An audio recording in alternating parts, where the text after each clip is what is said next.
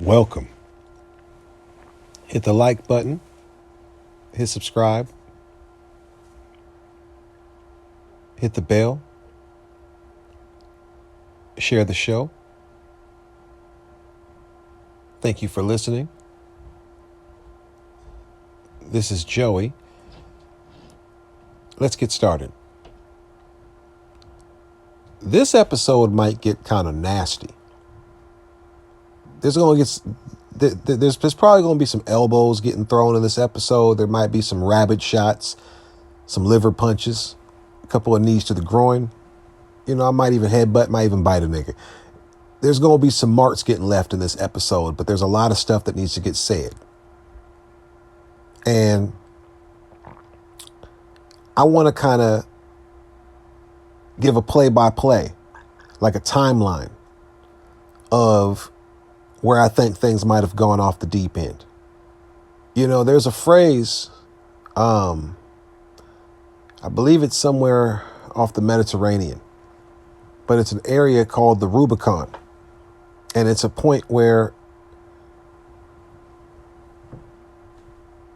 I believe it was the Roman military had swim out beyond a point of no return when it came to battle. And this phrase came to be known as crossing the Rubicon. And there's a difference between point of no return, crossing the Rubicon, and another phrase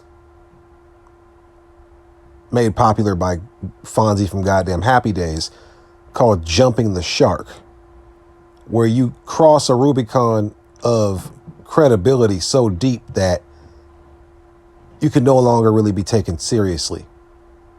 You start to become a caricature of yourself. And that brings me, sadly, and I mean that sincerely, to the latest antics of Yvette Carnell. And I want to use her latest episode entitled, with quotation marks, "At least he tried." And this episode is in reference to the latest primary loss by Marcel Dixon to Jim Clyburn. Now, I thought about doing an episode telling you what the fallout was, positive and negative, about the Marcel Dixon loss. But to be honest with you, I've already done that before the election even happened. I told you exactly what winning would look like, and I wanted to make sure I got that out before the primary results, because if I didn't do that, people would be feeling down and dejected right about now. Like, oh, the result wasn't a rousing defeat of Jim Clyburn at the primaries, so we, quote unquote, failed. No, that's not what happened. And you can hear my opinions on this. And mind you, this was days before the actual election results. But just to recap, in case you don't got time to listen to that, you want an army of Marcel Dixons primarying the Democratic Party Congressional Black Caucus members endlessly. You have unlimited resources when it comes to that. It doesn't matter how Marcel Dixon did. If you listen to the original episode, I was saying 4 to 5, maybe even 6% would have been great. He got 10%. The primary challengers got 10% of the vote. So right off the bat, you're good to go. With zero money, doing nothing more than going on local YouTube channels, which I want to kind of bank that about the fact that he went to local black new media. Now, Yvette Carnell, host of Breaking Brown, founder of the American Descendants of Slavery movement with Antonio Moore from Tone Talks,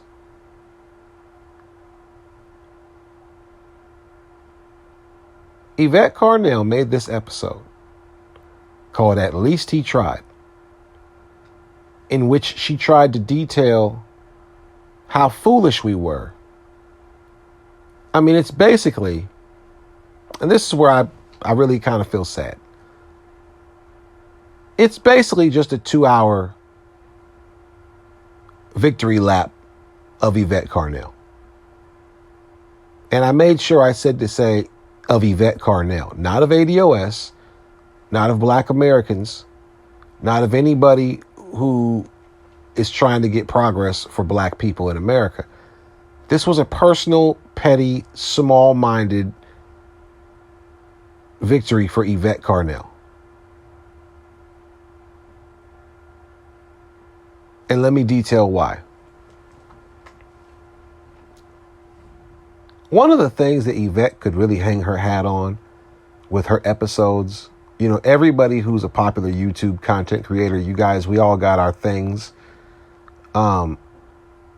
Yvette was very good at documentation and presentation. Yvette's best episodes are almost like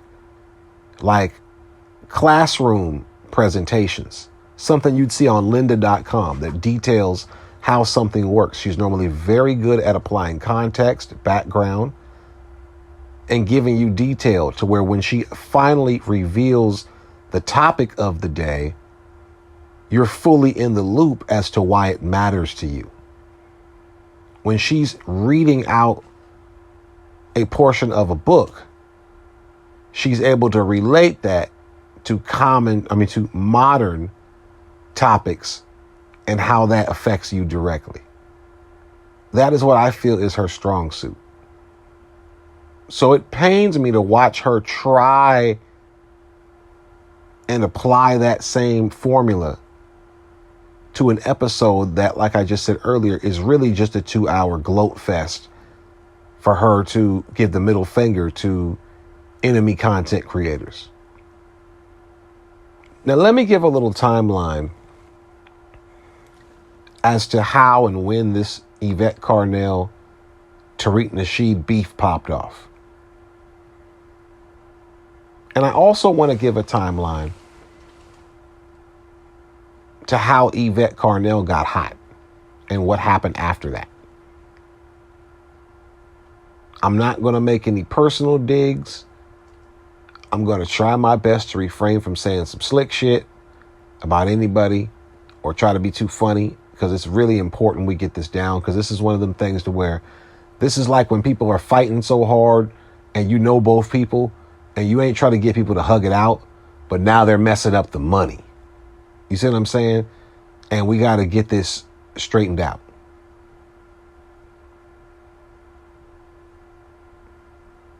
Now, I think one of the biggest mistakes Yvette Carnell has made, of her many mistakes, I'm going to be very critical because I'm tired of the way she's moving as of late.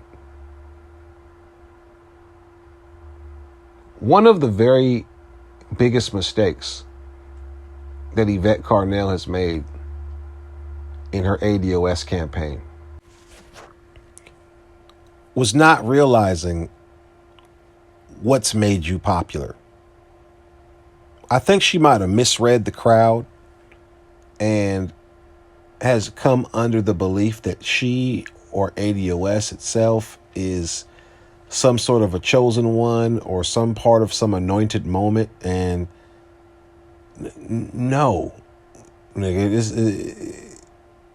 what happened, and forgive me, I have not been able to find the name of this episode. I've gone back and traced the timeline, yappity yap. I cannot find the name of this episode, but it is related to DACA.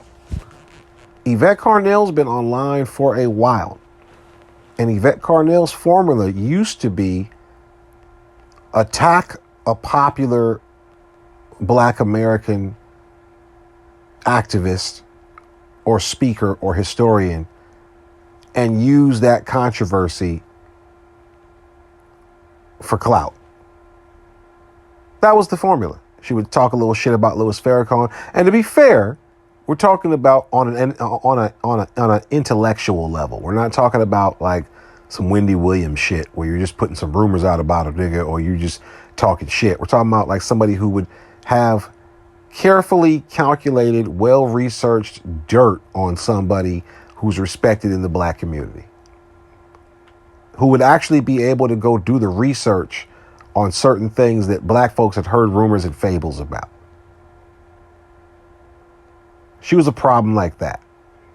And bravo to her, because I feel like at that point, that kind of person is needed in the black community.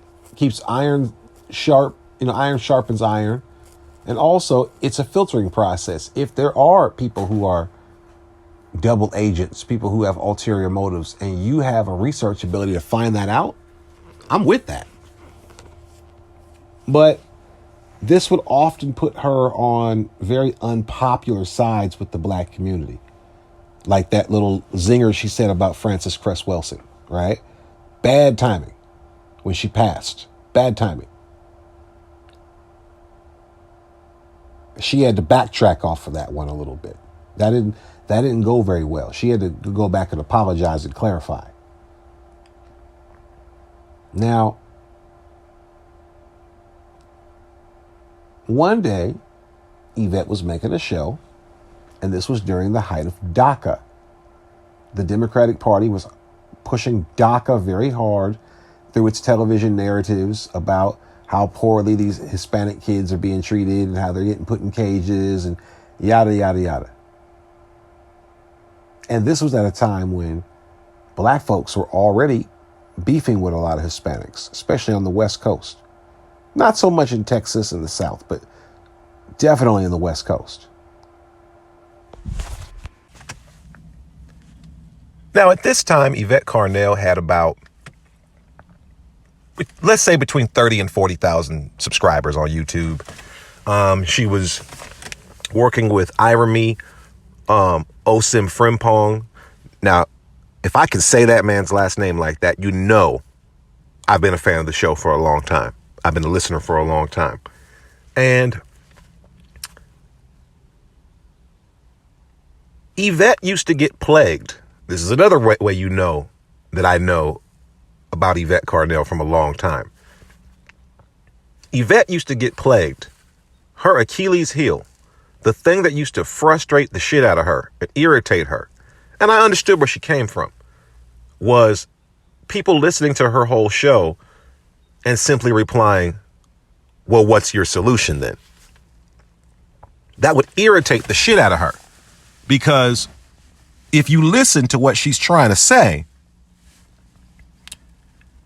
and look at the playing field from her worldview, she's telling you that the solution is obvious.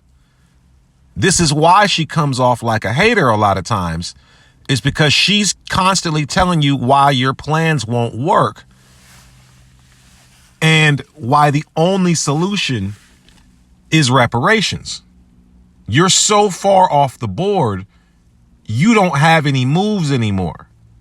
So you have to make an appeal for reparations. That's the entire crux of the Yvette Carnell experience, right? And how she strengthens that argument is by comparing your proposition, be it, black business or, financial literacy or self-segregating or spirituality. And then she compares it with the alternative of restorative, repair, and reparations. And she shows you how far off what you're trying to do is from a solution. I respect that. I do. That was what made me listen to the show. I like to get to the shit.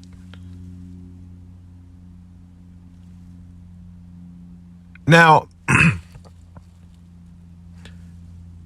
because of that, somebody's saying, well, what's your solution to a person whose entire argument is no solution will work but actual reparative reparations, restorative reparations?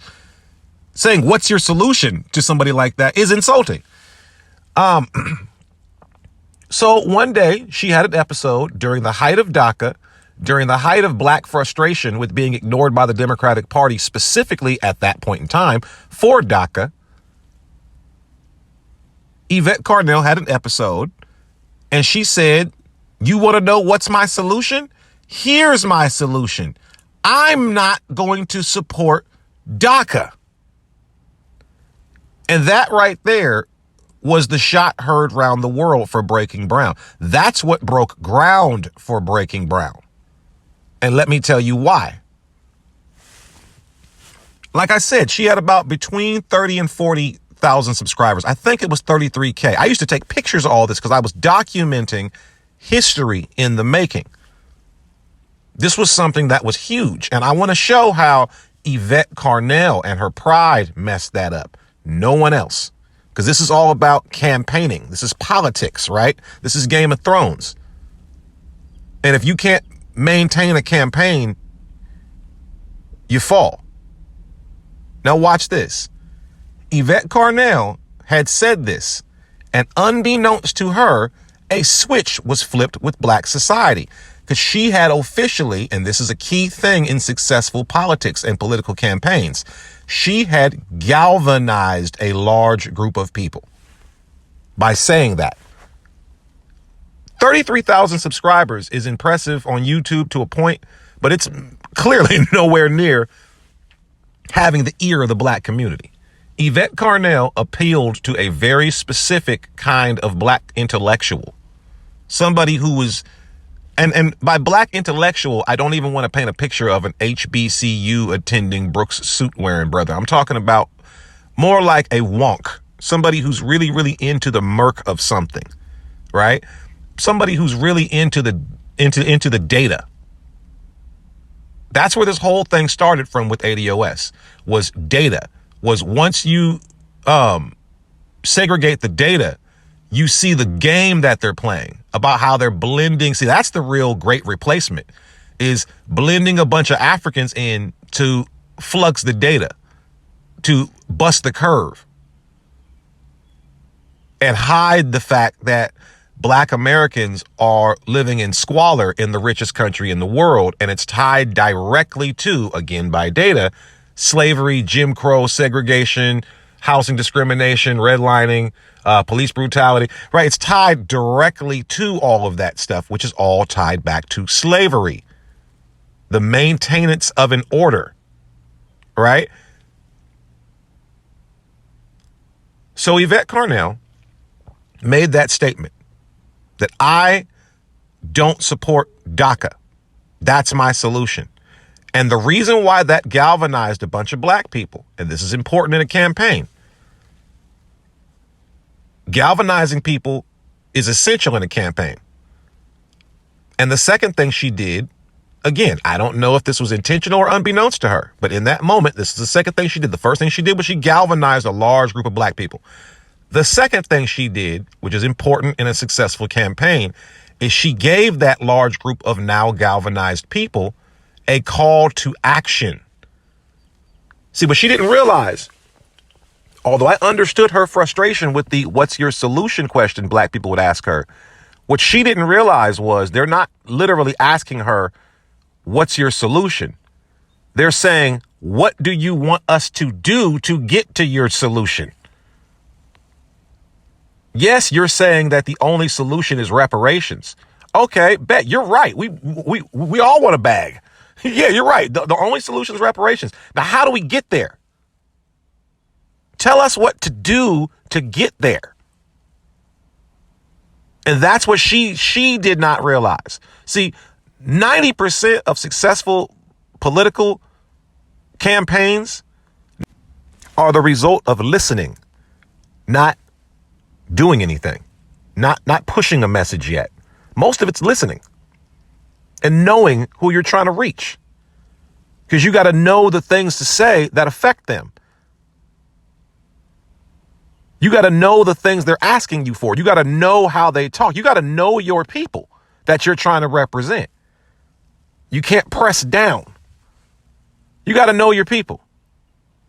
And what your people were telling you was, okay, bet, we all want reparations. Now tell us what to do to get it. Because we've been voting and shit.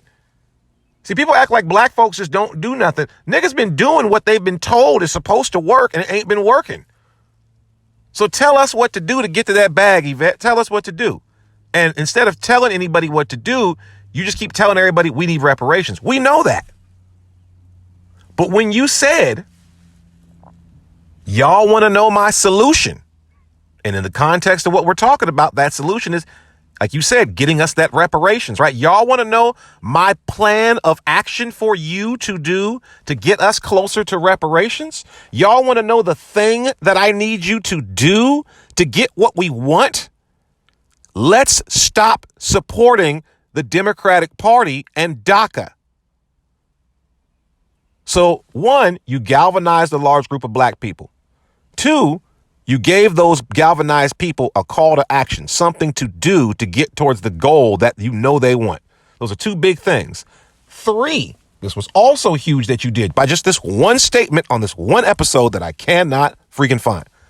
The third thing you did was you gave black people not only a call to action, but a call to action that was against the Democratic Party. This was huge. This is at a time when the Democratic Party is extremely politically vulnerable. They're getting their ass handed to them by a game show host. He's running the country now. He's shitting on you, and half the country likes it. Your media is losing credibility. Your politicians are losing credibility. And aside from a bunch of flubs and politically inartful actions, the economy and everything else is still kind of rolling. So it shows how interchangeable you guys can be. Makes your election look almost inconsequential. And your black folks, your go-to donkey every election, they got to switch the logo of the Democratic Party to just some nigga walking on all fours. Your black people seem kind of either dejected or uninterested. There's no stakes for the black people involved in this election. We got to figure out how we can get these black folks back involved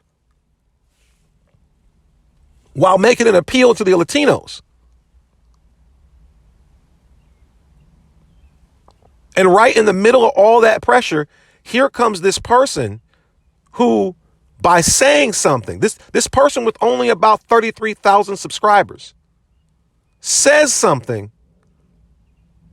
that lights a fire under the whole young black community online. In this environment online that we have no control over and no understanding of, here comes this woman out of nowhere that says something.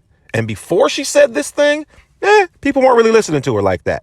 But when she says this thing, everybody's all ears. So what does that mean? That means that sentiment is strong amongst the people.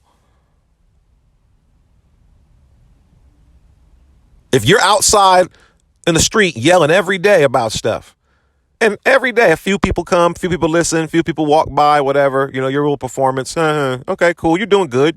You're consistent. I'm not shitting on her show. I'm saying, look at the reality of this. And then all of a sudden, one day you're performing on the street and you say something that everybody stops and listens. You got a crowd of millions of people now. Are you going to think it's just your lucky day, or, wow, I'm really saying these words really good? I'm an orating master. Or are you going to really think something's speaking through me? I've hit a nerve with these people. I've said something that registered already with these people. Black folks was already feeling like, I'm frustrated with the Democratic Party, but I don't know how to put my finger on it. I'm frustrated with how we're getting treated, but I don't know what to do about it. The Clintons called us captured votes, captive voters. We don't got to do shit for these people. They're caught between a rock and a hard place. And you gave those people a plan of action of, fuck it, we'll just dig down. We'll duck between the rock and the hard place. And the second you said that, it seemed like a large amount of black people moved in the direction you said to move. So you galvanized a bunch of people, which was a good portion of black people, young black voters. You gave them a call to action of what to do towards the goal that you've been talking about on your show all this time, that people was with but didn't know what to do to get there. And you gave them an order that was specifically defiant against a Democratic Party that's been running roughshod on them politically for years, at a time when that party is now most vulnerable and most needing of the black vote. Instant fireworks within the voter base. And it sent rings all the way up to the top.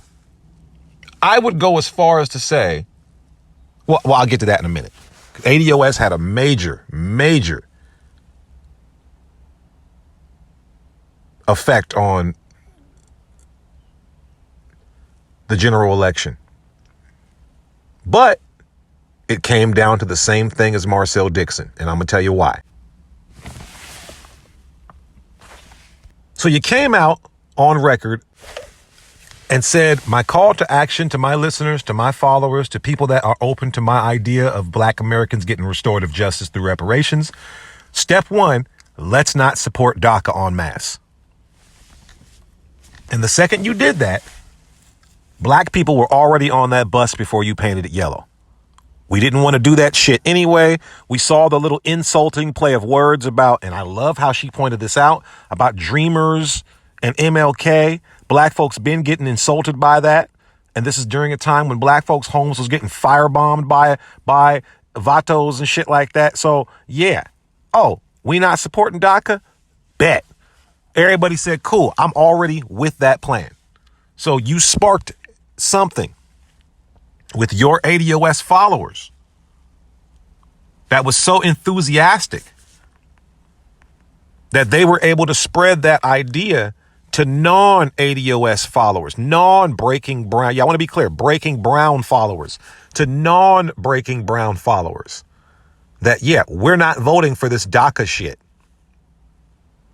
You guys were so able to passionately and eloquently tap onto something that black people were already feeling, but didn't know how to verbalize and didn't know how to put into action, that once you said it, everybody was pretty much receptive to it.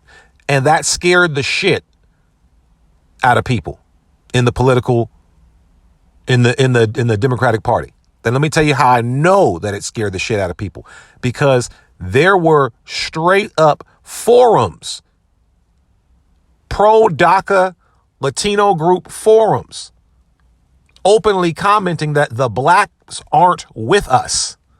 That deflated their sales for DACA. And DACA, it didn't go through the way it was supposed to. It showed a clear schism between the black voter base, actual black people, and the blacks in politics that claim they direct black people. All black people in political office have a job because their number one job is, I can steer the emotions of black people for white people. That's your job in the political sphere. That's your job in the Democratic Party if you're a black person. It doesn't matter if you're a pundit, doesn't matter if you're a politician, doesn't matter if you're a political strategist. Your black ass is there because you're black. And they need to know, how can we get the blacks to vote for us? So if you don't seem to have any ability or wherewithal of how to do that shit, or even what the blacks are thinking, or specifically to this situation, how to steer them back to a policy we want to implement, we got a problem.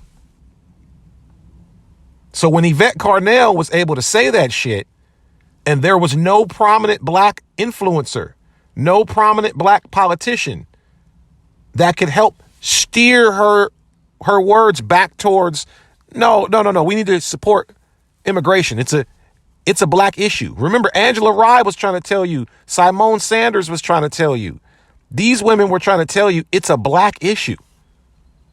That's usually the humdrum way to get black folks to just go with the Democratic Party. You just say anything becomes a black issue by some arbitrary argument, and then black folks get in line. But no, now you have this woman, Yvette Carnell, that's able to eloquently speak to the contrary. and give you a plan of action of what to do. We're not voting for this shit, and we're not voting for this shit because XYZ.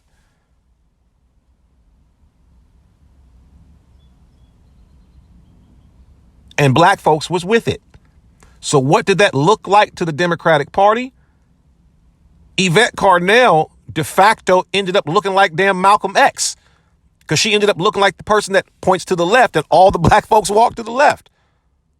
That negress got way too much power. But in reality, she happened to say something that black people were already inclined to do. But when she verbalized it into a plan of action of we're not voting on DACA, and black people reacted the way they did, it looked like she just had the command of all black people. And this started to become a thing on the internet. And the reason why was because people who were followers of Breaking Brown, I'm going to repeat this, were able to be evangelists for what she was saying. They were able to convert people that had no opinion on it, people that might have just been voting blue no matter who, or not voting, or whatever. She got her followers to get people to see what she was saying. That's influence. It spread.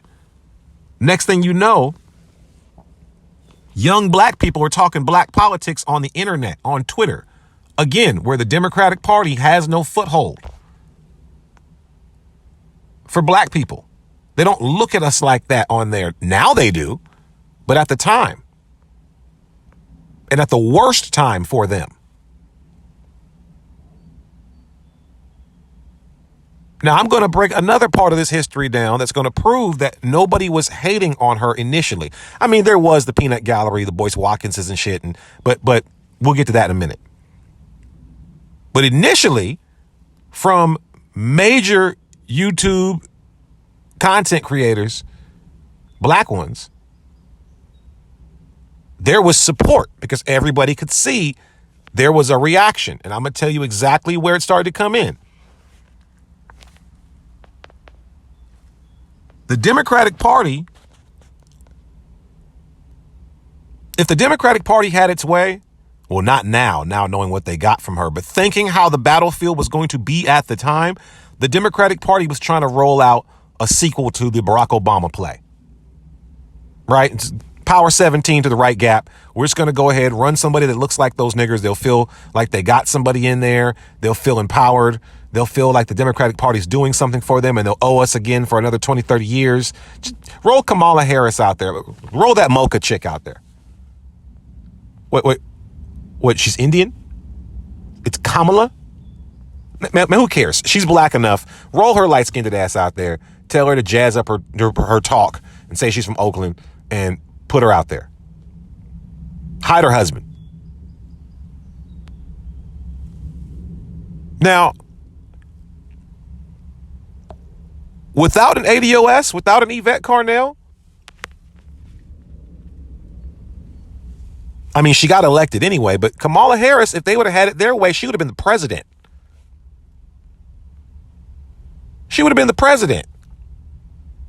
And how you know she would have been the president is because the president's Joe Biden, who can barely walk or talk or be coherent right now. They did not want to roll him out. This is why he didn't run the previous election, was because Hillary whispered in his ear, I'll put out about your mental cognition. I'll destroy you. You better not run. This is my turn. And he sat his ass down. But this year, since Hillary didn't run, he didn't have to worry about that. But he didn't even want to run. He knows he's over the hill and he's not well. He doesn't want to do this shit. He's taking one for the team. This was the worst case scenario because Kamala Harris didn't go over like they thought she was going to go over. And why didn't she go over like they thought she was going to go over? Was because now that everybody was listening to Yvette, based off what she had said before, the next thing she said to do was, we not voting for Kamala Harris. Again, you've galvanized everybody. You've given us a call to action to get to that goal.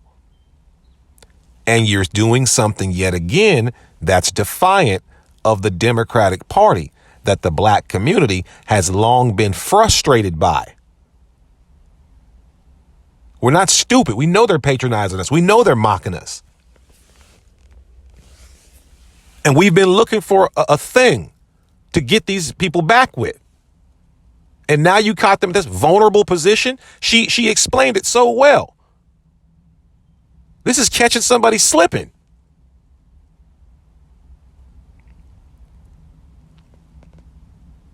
Again, shots rang up directly to the top.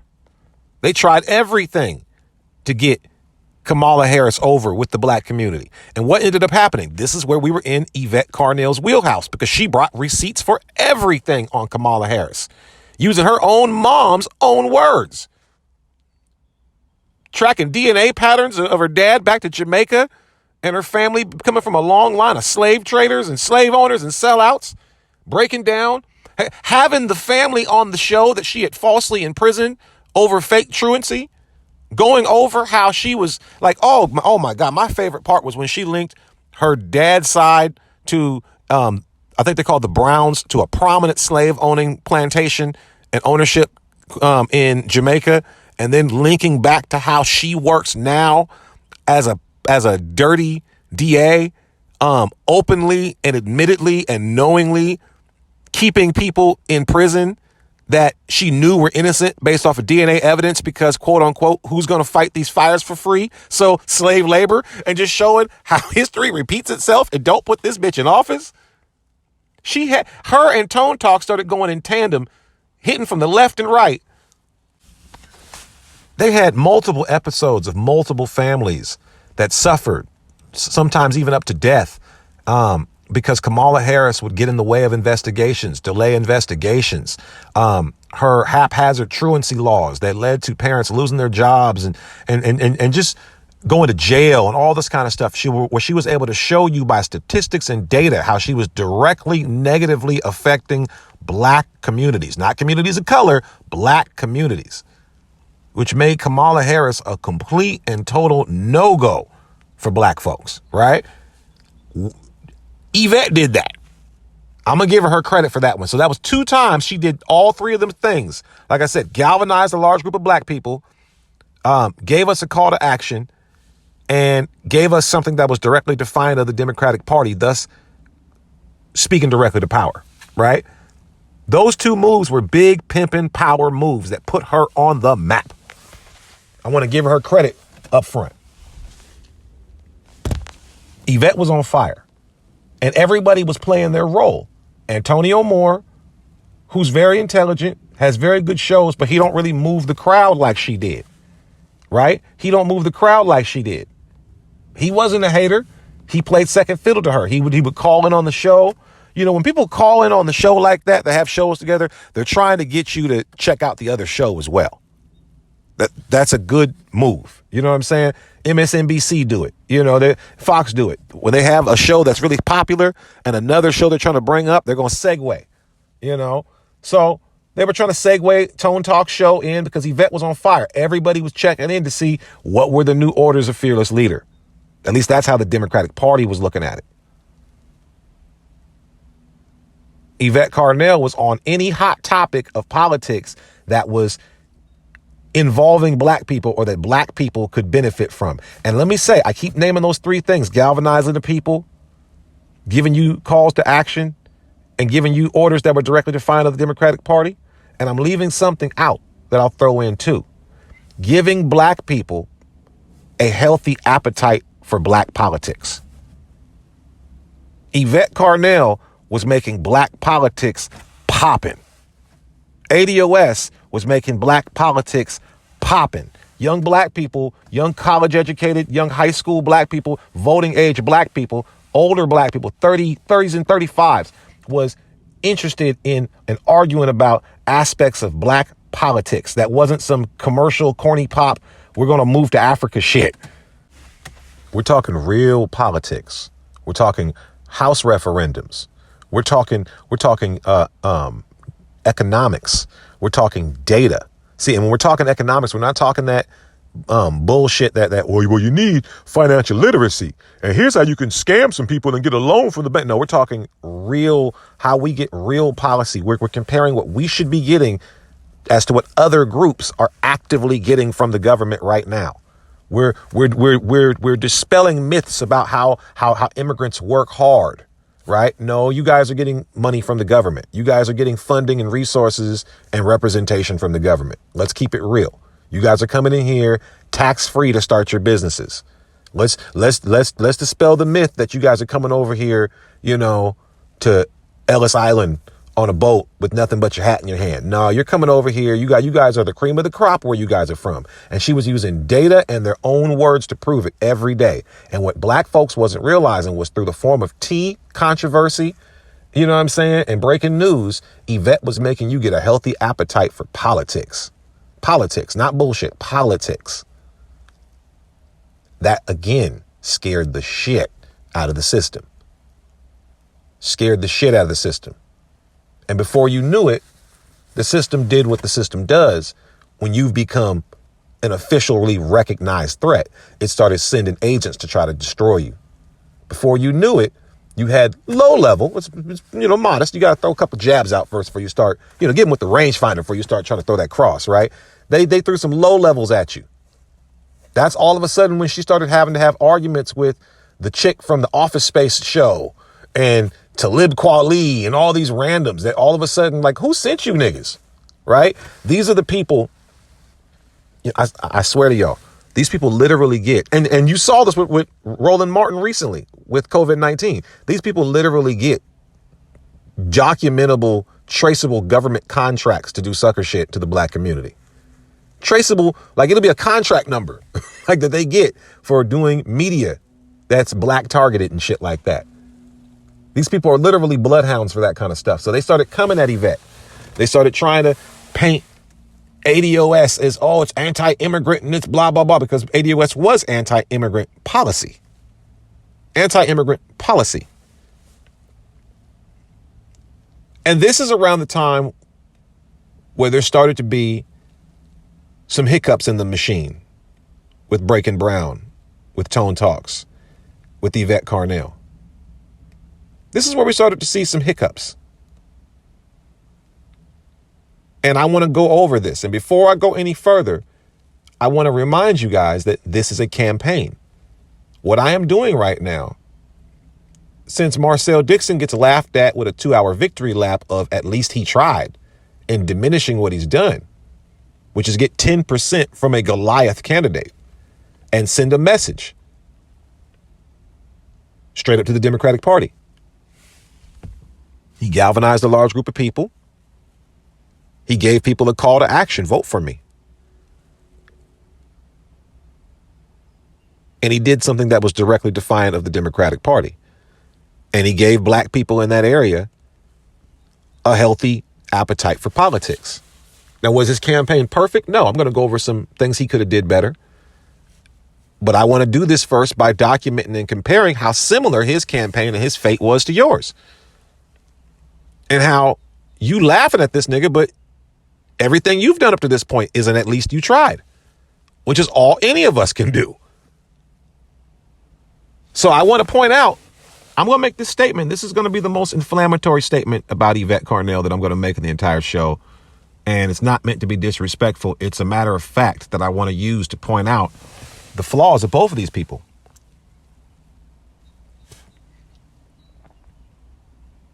And I'm going to back up what I'm saying. Sorry, to get some water. Yvette Carnell doesn't know shit about running a political campaign. I'm going to stay it like that. I'm going to stand on my square on that, and I'm going to back it up. Yvette Carnell, all politics is not the same. All portions of politics is not the same. Yvette Carnell comes from the aspect of politics that's the actual sausage making. She'll tell you, I used to work on the Hill. The Hill is where actual policy is written. That's what the actual people that really write your laws, that really write your bills, aren't the niggas up there talking on C-SPAN. The actual people that write all that shit are staffers. Those are staffers that do all the work. In reality, your laws get written because lobbyists talk to staffers. That's how it really gets done. When you see congressmen and women up there arguing and shit about a bill on C-SPAN, or let's be honest, no one's watching C-SPAN. When you see the highlights of them arguing on a bill on MSNBC, Fox News, CNN, whatever your flavor is, that's not them really writing the bill. That's them selling the bill. The bill's written. Shit's going in, shit's coming out, but they're selling the bill and trying to throw things in at the last minute. And they're trying to sell those things or block those things. But the bill is done by the staffers in the back. That's on the Hill. So Yvette is infinitely more knowledgeable about the process of how the bills get done when the business is done, when people are in office and elected and in certain power positions already, and they're over here trying to break down how the bill is going to get made. Yvette does not have a background as a political strategist of somebody trying to get a candidate elected, of somebody, because that kind of stuff. See, the thing about writing on the Hill is by design, you're away from the people. It's the back room. You have to be able to do that kind of stuff without the democratic process all up in your face. People scrutinizing you. Those things are done quietly in secret by a group of people, the staffers that most people don't even know exist. And another group of people that most people don't even know exist, lobbyists.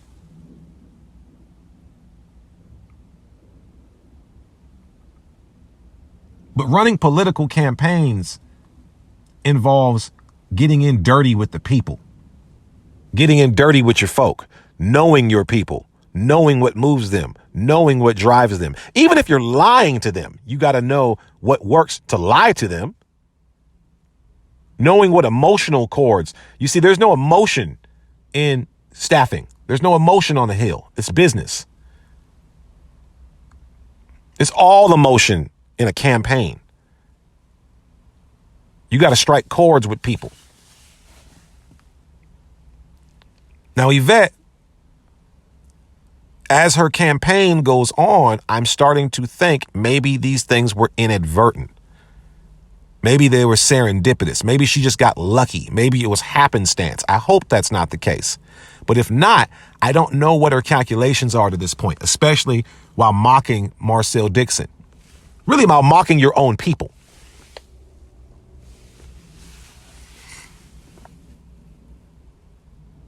But up to this point, she's been looking like a champ. And I want to point out something that's going to dispel any rumors about people just hating on her to hate on her or whatever. Because the first thing that I noticed that let even more black people know that, oh, this is something serious.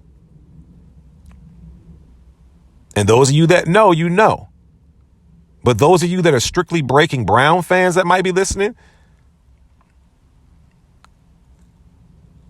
if you think that Tariq Nasheed started off just hating on Yvette,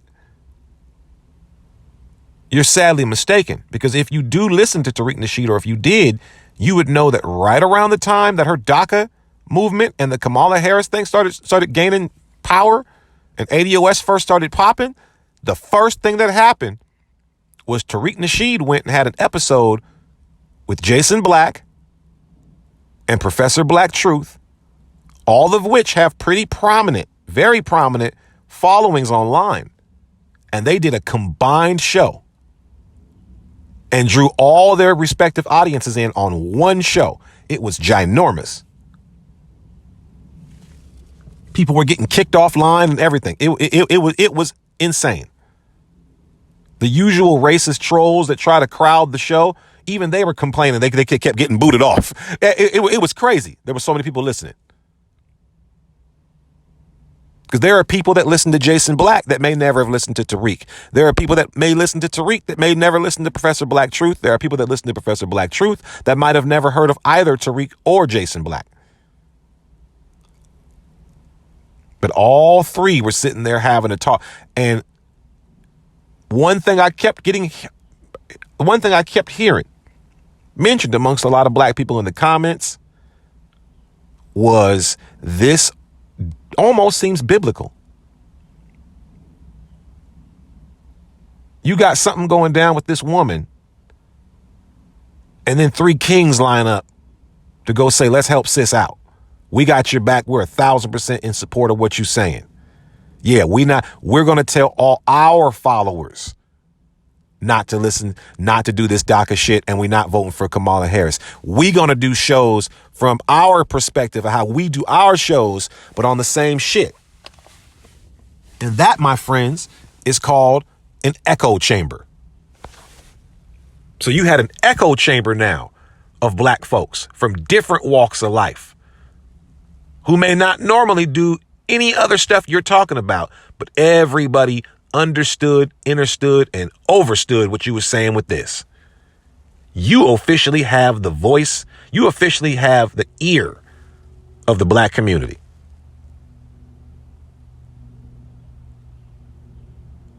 Everybody was hip to what you were saying.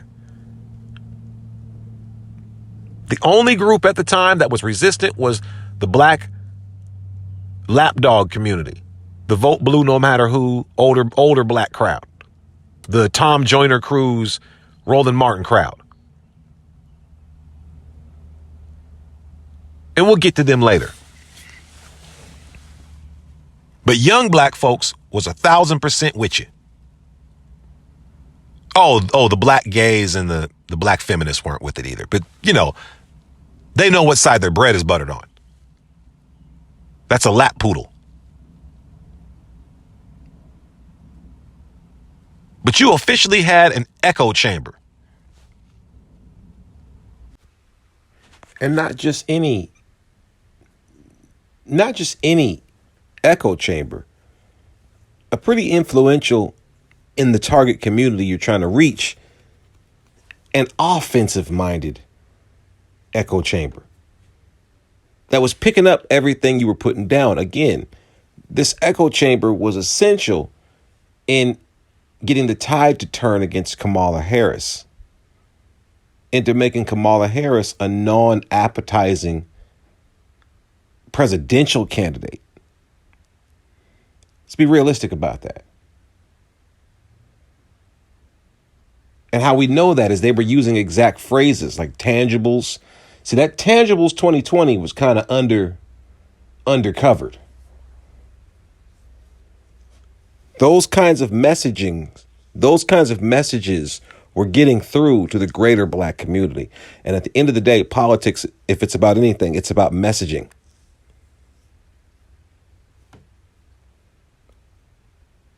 You had an echo chamber.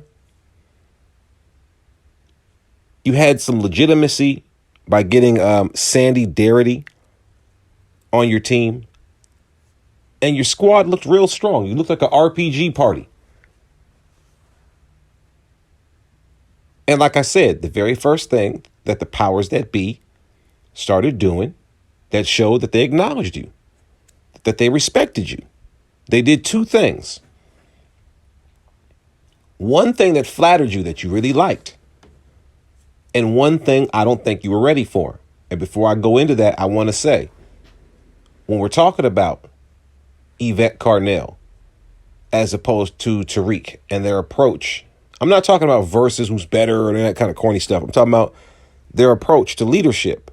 Both of them had very different mentalities. Up until this point, Tariq has been very clear and very consistent on saying that I am not a leader. I don't want to be tied to any organizations. Even with FBA, he says that's just the culture. That's just the definition of the people, like saying Black American. It's just being more specific.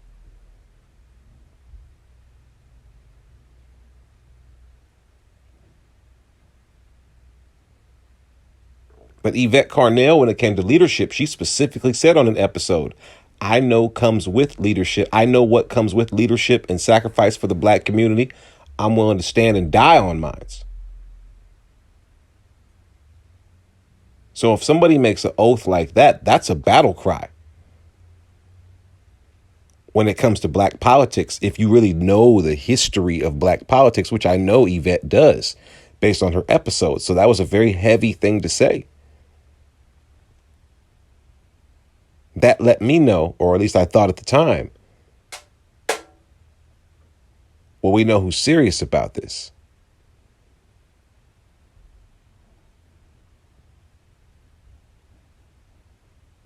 Now, like I said, this is about the time that the powers that be did two things. Let's move forward. The first thing is something that she liked. It began coverage of ADOS and giving recognition of ADOS and how influential it is as a movement, even though they would do some bashing stuff in there too. They would interview Yvette. They would let her speak. They would let her speak her points, which she would do very eloquently. And the second thing that they started doing to Yvette and to ADOS was they started hitting real dirty with B and C level celebrities. Just throwing some jabs out there, some rangefinders. Throwing the little chubby black chick from Parks and Recreation or Community or, one of those mid-slot TV shows. Throwing her out there. I think her name's Yvette too, ironically. Throwing Talib Kweli's ass, dusting Talib Kweli off from some murky beat battle somewhere in New York and having him come out there and go toe to toe with you. Sending people like that out. By the way, Talib Kweli's brother was a part of Kamala Harris's team. I can't remember if he's a staffer or a lawyer on the team, or I cannot remember, but he's definitely a part of her team in some way and has been for a while. So you had people with vested interest in high up at the top political chess moves being nervous by the power you had created, and they had sent some goons your way. And these people had come at you directly in a way you had never been come at before. See, because both of those things that the powers that be sent to you, the flattering videos and articles about ADOS is on the move, it's on the rise, right? And the attacks by the little pseudo celebrities, both of those things were things they knew you always wanted, which was attention. Rightfully so. You deserve credit for, people try to jump around, and Tariq does this too, try to jump around Yvette Carnell's contributions to the reparations movement and say, oh, well, I got my reparations energy and advice and ideology from, other elders and this, that, and the third, and that's cool. But people weren't really on this reparations talk like that until Yvette Carnell started comparing it to how modern day minorities and immigrants and all these other social groups are getting it. And nobody's giving you the data in the way she's done it. It's staring you right there in the face, and it makes it insulting to not act on it. That's what she's brought that's unique to this game. I want to make sure I give all the credit and keep it super fair, because amongst all the bullshit back and forth, we're losing the point. But they started sending goons your way to attack you directly, to attack you personally, Yvette, to attack your group directly, to paint your group. I remember there was a point where ADOS was anything bad depending on whatever group you were aligned with. If you were a right-wing person, ADOS was a bone in the nose, fist in the air, afro out to high heaven, blackety black power group that wanted to make America into Wakanda on the white man's dime. And if you were a left-wing group, ADOS was a right-wing plot to destroy the Democratic Party's big tent. It was whatever you wanted it to be. ADOS was a homophobic, anti-immigrant, pro-war, Al-Qaeda insurgency group somehow implanted in Black American politics. It was just anything, because they were so scared of the idea of Black American politics becoming sentient, Black Americans becoming self-aware. That scared the shit out of the Democratic Party. It really, out of the entire, if you've listened to other shows of mine, I don't believe there really are two parties, just two factions of a party. It scared the entire political system of this country. Scared the shit out of it. Almost pulled the veil away. So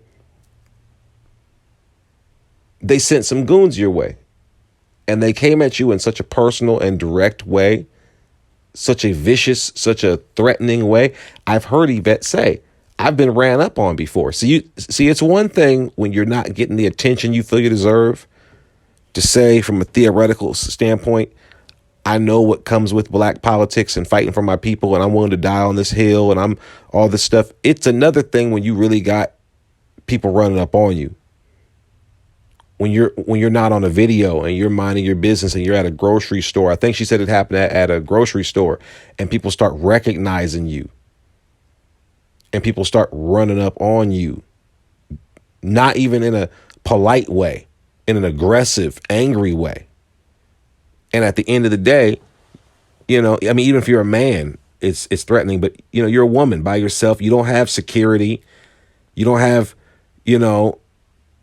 brothers and cousins and stuff around you. From the best of my knowledge, Yvette, you don't run around armed and you don't seem like a vicious type. So, that's got to be unnerving. That'd be unnerving for anybody. That'd be unnerving for me. By the way, any of you niggas run up on me, I'm straight apped up. Don't do it to yourself.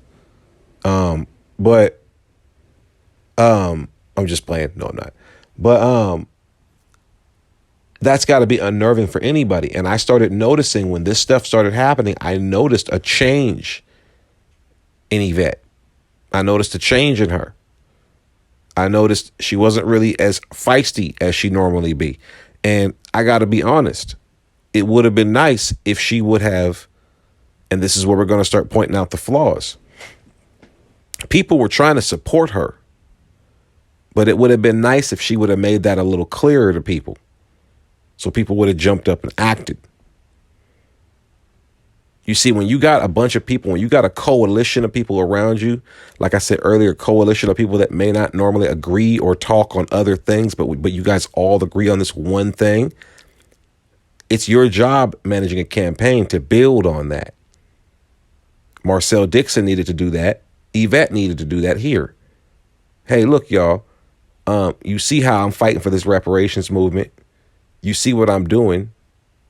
I'm starting to get threats. I'm starting to get people coming directly at me. See, this was the point where Tariq Nasheed, Jason Black, Professor Black Truth, they was looking for you to put that hand out to tag them in. This is what they do all day. But Yvette was nervous about sharing that spotlight. Some of which was warranted. You don't want people taking over your movement. And, she's made an episode about this, saying, look at Black Lives Matter and look at how there was no leadership and look at how many different groups and subgroups were able to take the message and commandeer everything. And I get that. She didn't want to get ran over. That was her fear. And because of that, she began to start distancing herself from the rest of the black community. And shit started to get weird. She kind of went into a shell.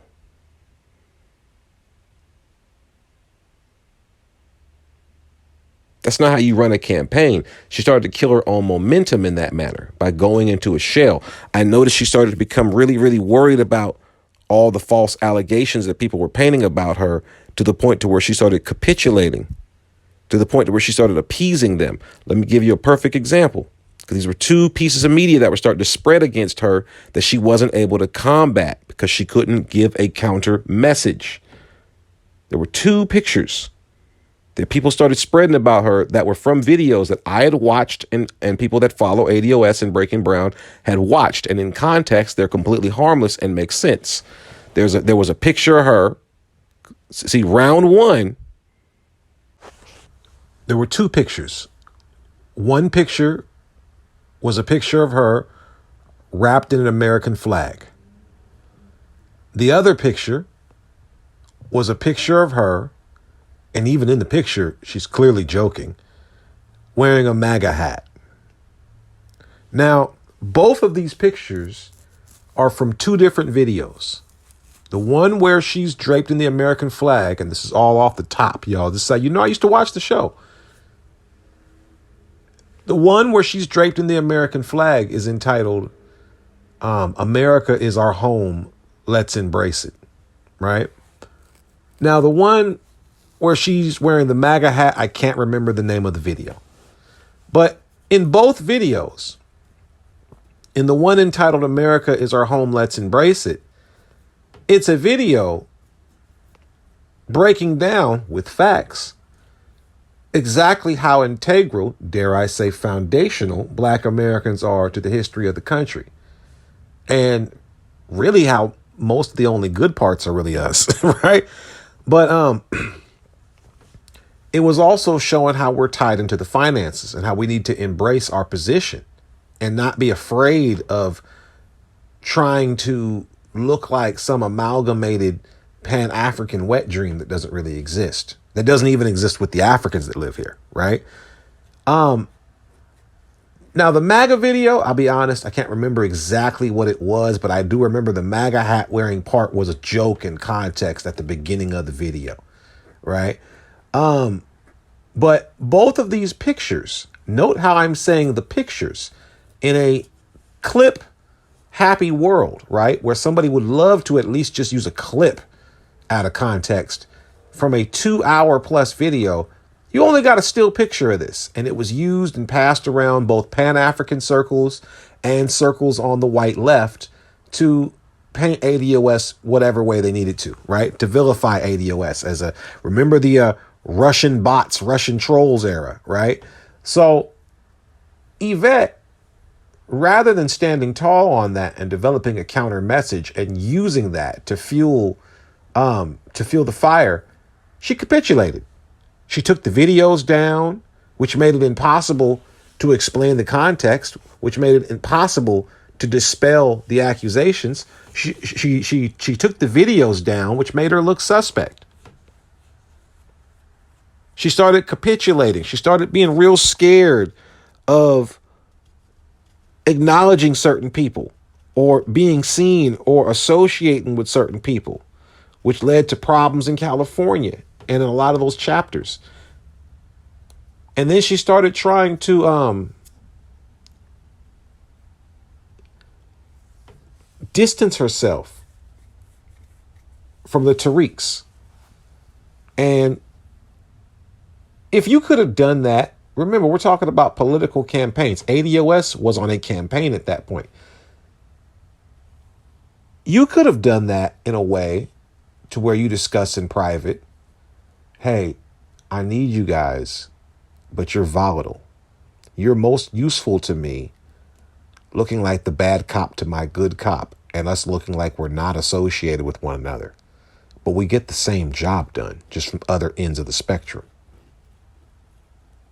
That'd have been the wise move to say to somebody who's been a useful guard on your flank. Because most of the heavy lifting with the Pan-Africans was done with the Tariq followers.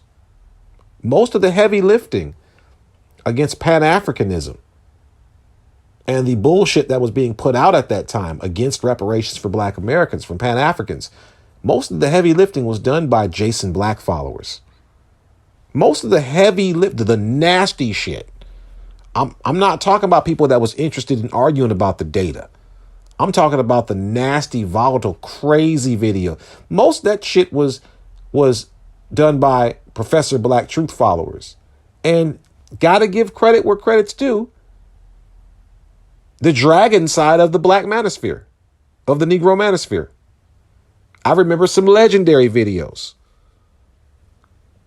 Well, he might be more of a Phoenix side of the Negro manosphere, but I remember some legendary videos with BGS Ibmore, up to and including him having to call Caribbean members of the Negro manosphere up to the plate. You know, those black tech guys that always had some shit to say about Black Americans.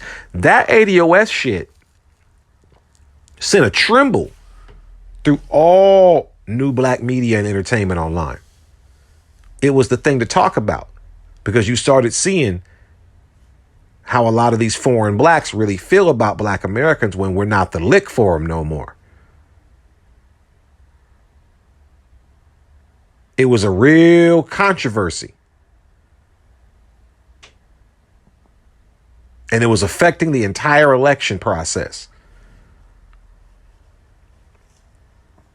But Yvette started to wobble, started capitulating to all kinds of crazy accusations. So, of course, your enemies dug in further. Now, remember, you was a person talking about how you knew what come with this politics. You're willing to die on the square, right? You knew they was going to play dirty. Then you started getting nervous about the Talib Kweli issue. He's coming at you all kinds of flagrant. And of course, the internet is letting it happen. We're seeing now in the age of post-COVID, you see how they tilt the board. It's obvious now. But back then, you know, this is strange bedfellows, but to be honest with you, ADOS and Alex Jones were the first. ADOS, Alex Jones, and Donald Trump were the first ones to get the tip of the iceberg of the censorship era. We'll look back on that now.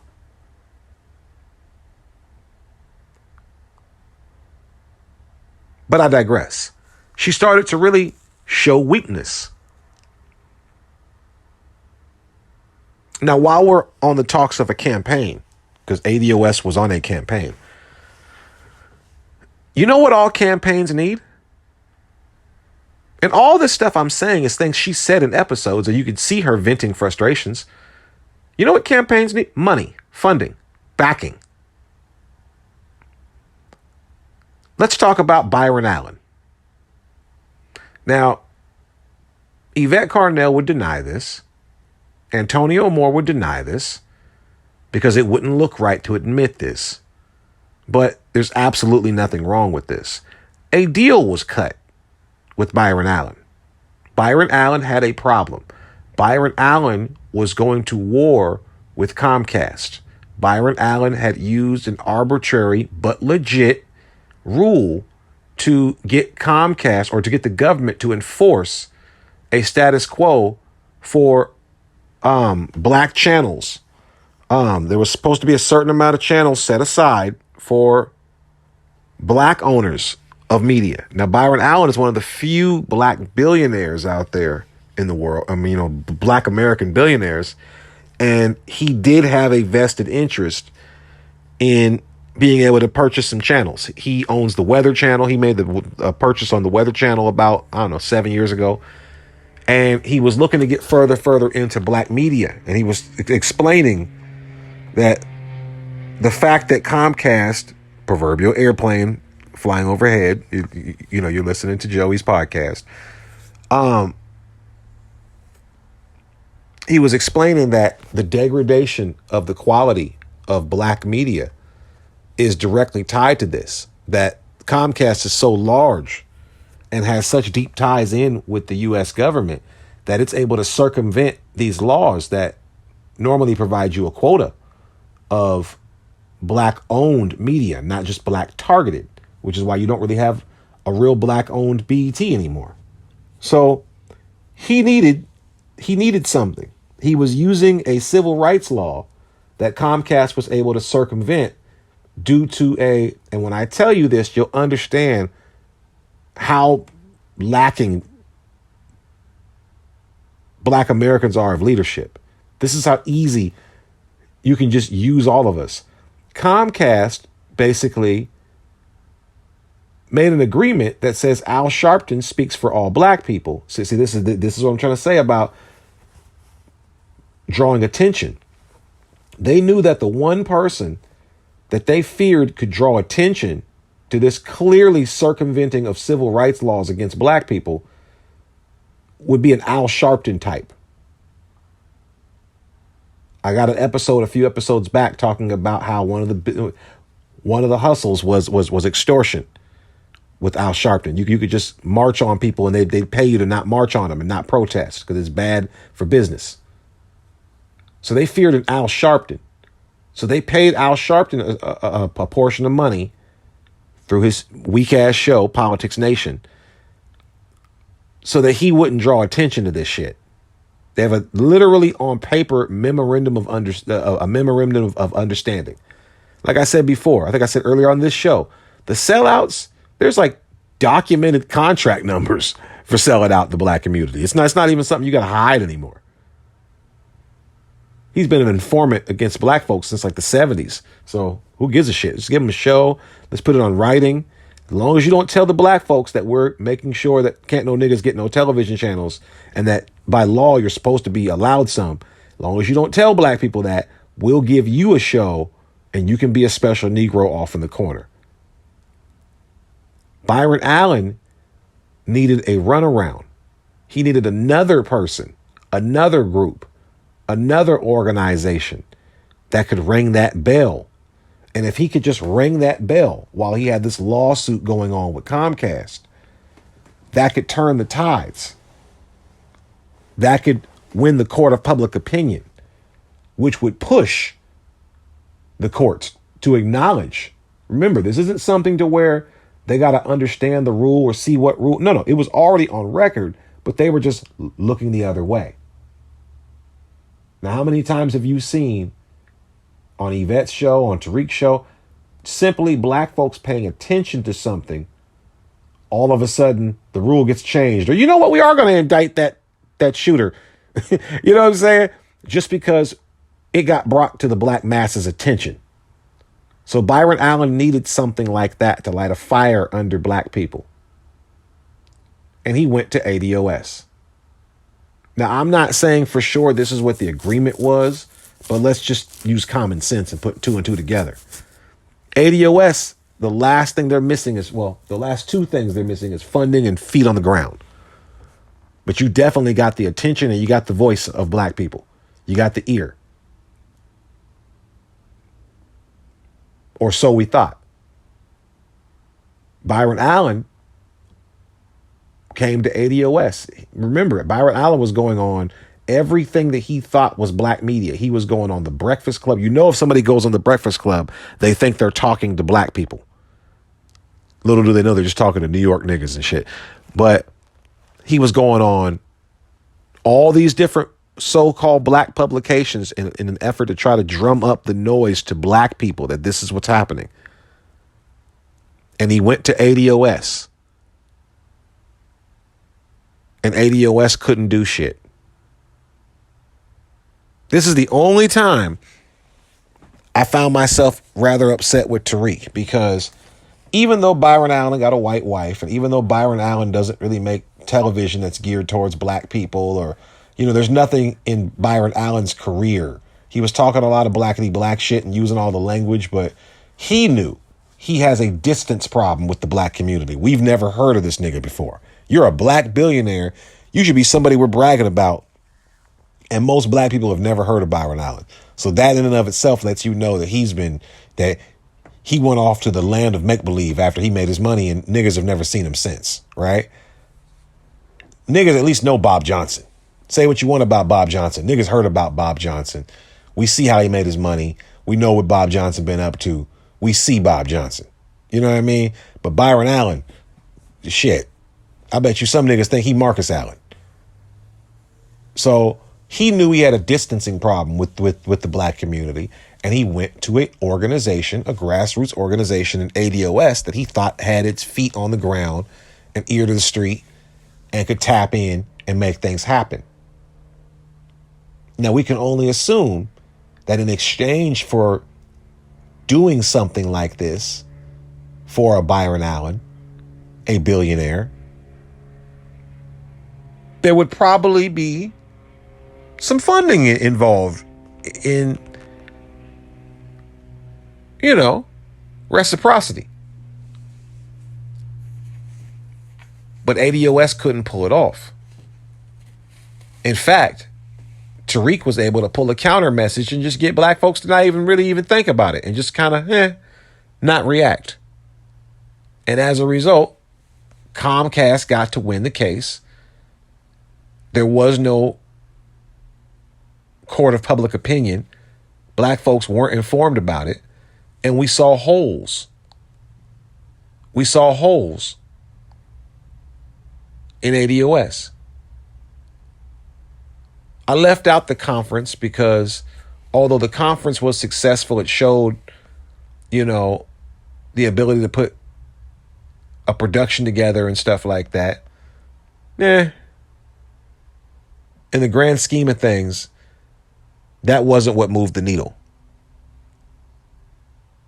Even the CNN segments, that wasn't what moved the needle. And this is where I'm trying to point out where ADOS's flaw is, and is tied in directly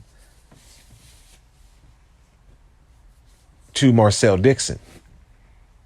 See, Yvette was making fun of Marcel Dixon for his inability to have boots on the ground. And that's ultimately what Marcel Dixon's flaw was in his campaign. He wasn't able to translate his internet energy to actual. You really can't underestimate. And this is something that a lot of young candidates are going to have a problem with. You have to have boots on the ground still. You still have to be knocking on doors. You have to have staffers. There's never going to be an age in politics where you aren't going to need staffers and people, and to interact with folks, and to be in community centers, and to be in these neighborhoods. And because you have to be repetitive, you have to be on the tip of their tongue, at the forefront of their mind, on rotation.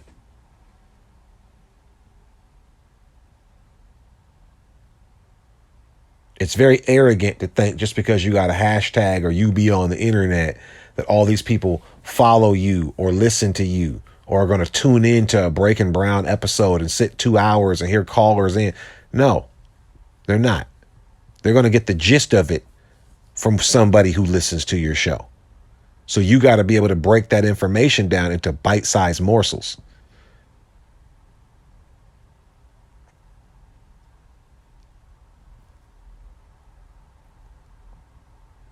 So most black people didn't watch the ADOS conference. So I'm not really talking about the conference. The conference didn't really move the needle. What was moving the needle was you talking that good shit online, because people were able to chop that up, move that forward, and press ahead. That was what was doing it. And what you should have did, and this is tying it in back to Marcel Dixon, the same way Marcel Dixon didn't have boots on the ground to complement the energy he had created on the internet. If you listen, and this is the most painful part of a Breaking Brown show, I'm not trying to diss the followers, but I'm just being real. The call-in section is usually pretty brutal, because you're going to get two types of callers. You're going to get a caller that's not all the way there or don't really get it, or you're going to get an ADOS member, but the only thing they're going to talk about, and this is the problem with ADOS, this is why ADOS used to get a reputation for being kind of uppity. Most callers would complain about one thing to Yvette. And that one thing would be their inability to reach, convert, convince anybody in their circle, family, friends, associates, on anything they were talking about with regards to ADOS. That's every call. I just can't get them to, I can't get them to understand what I'm trying to explain to them. You know what I'm saying? I mean, the fiscal cliff is coming. You know what I mean? The racial wealth gap going to be, black wealth going to be at zero by 2020, whatever. I mean, I just don't know why they don't understand what I understand. I mean, I'm so highly intelligent. That was every caller. And what you don't really realize what you're saying is our messaging sucks. We're not reaching our core, focused, targeted, most essential constituency with our message. It's not that we're so smart and they're so dumb, or even if it is we're so smart and they're so dumb, we haven't appropriately dumbed down our messaging to get them to understand what we're saying so that they can do what we need them to do. It's our fault. It's our fault. We suck at messaging. And messaging is a key thing in politics. It's kind of important. But rather than humbling yourself and realizing I need these people so that we can get this thing done, I need to find a better way to put my messaging together.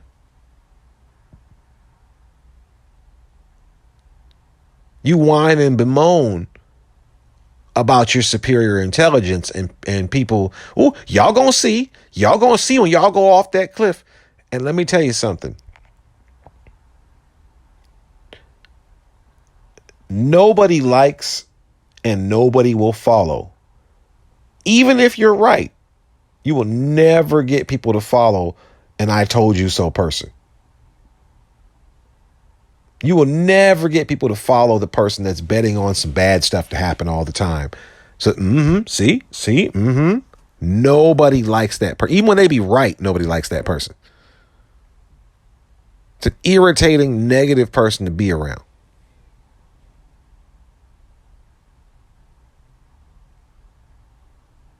Just keeping it real. And again, I believe I said this on the last episode, but I since we're going to mention that conference and we're going to tie things to Marcel Dixon, you cannot get and you could not have gotten at the time a more he ain't got a chance to win, she ain't got a chance to win, off the wall, dark side of the moon, outside of the box, beyond the pale, from the land of make-believe candidate than Marianne Williamson. Don't you even fix your mouth to say shit about a Marcel Dixon if you had Marianne Williamson come to your conference. I will bring up the conference. Let's go back to that. Speaking of campaigns and how to play and how to represent yourself, if I'm Yvette Carnell, I'm not having Marianne Williamson actually come and speak at my conference. That showed how thirsty we were. We just so happy to say we had a presidential candidate speak at our conference. Nah, man. Marianne Williamson didn't have a pie's eye sky chance in hell. I didn't even think of an analogy or make up a phrase that made sense. That's how loony she is.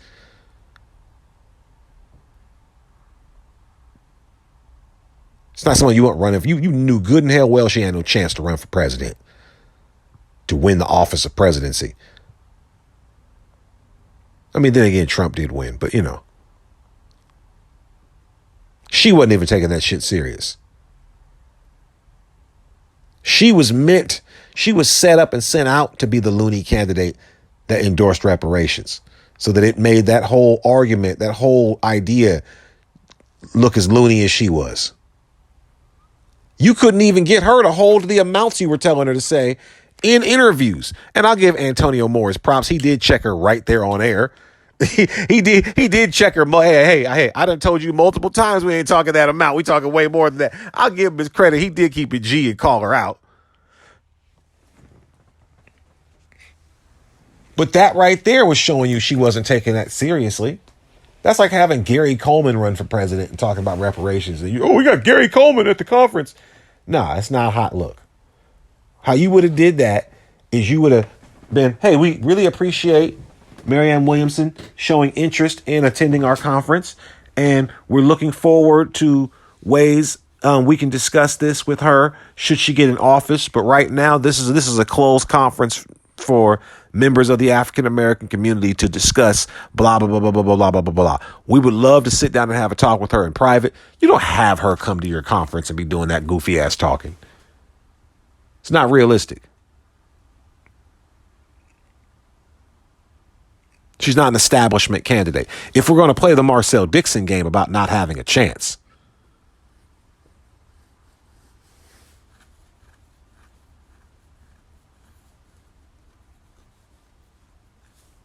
so that's where ADOS is right now in reality. That's why you notice.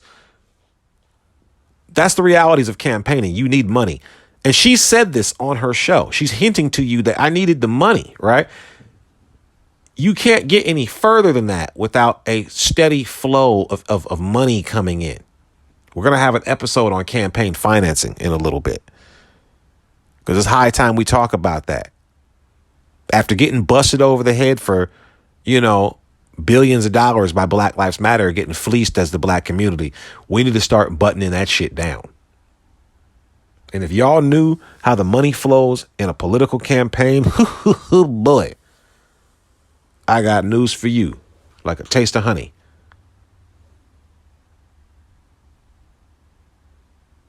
But once the Byron Allen deal fell through, it exposed some things. One, ADOS wasn't the Black American monster like everybody was thinking it was. It was a small contingency of a few focused black wonks. And this isn't a diss. This is good. It got down to the core of who's really down. Who's really with this and who just wants to bang ADOS on the chat boards. Y'all went from a collection of YouTube followers on a YouTube channel to a Twitter group to what ultimately turned into an actual organization.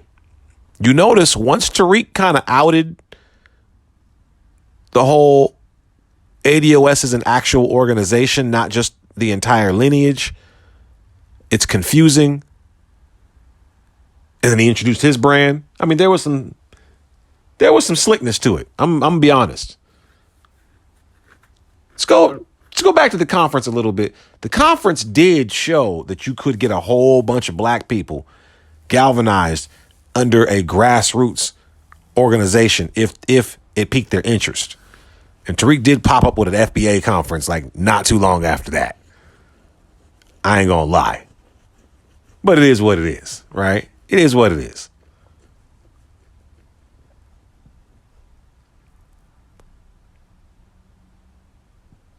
But once that Byron Allen deal fell through, you noticed, and this is another thing about what I'm saying about her shrinking under pressure, Yvette Carnell disappeared for a few months.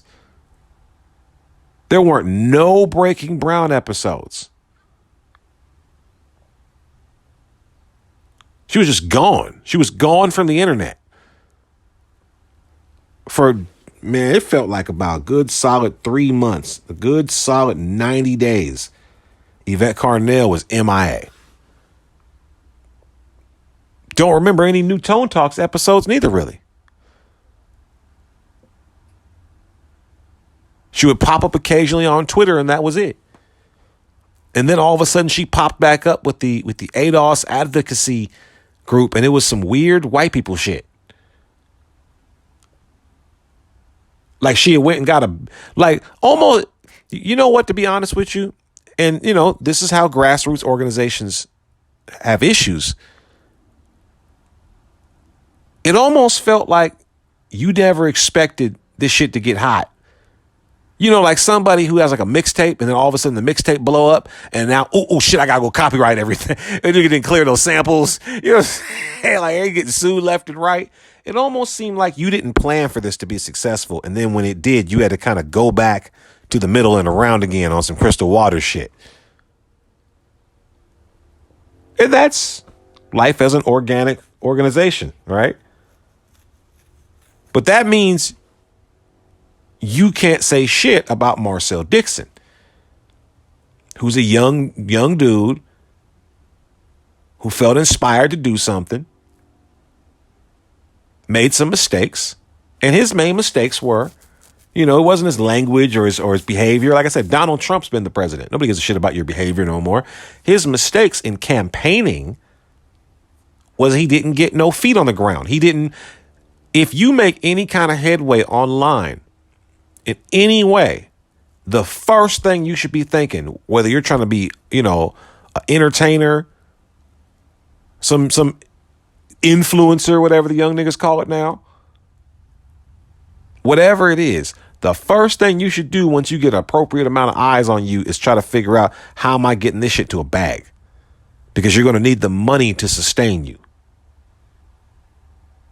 You're going to need the money to elevate you.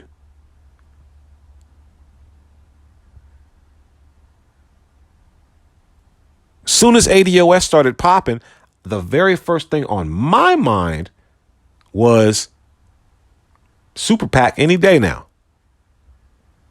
Super PAC any day. You could have been started collecting all that Black Lives Matter money. Super PAC coming any day. No Super PAC. Y'all arguing over chapters and bullshit.